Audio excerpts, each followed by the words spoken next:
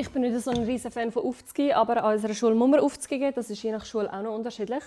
Und darum habe ich das für meine Klasse jetzt so gemacht. Ich habe ein Hausaufgabendossier im September erstellt und mache das jetzt jeweils für jeden Monat.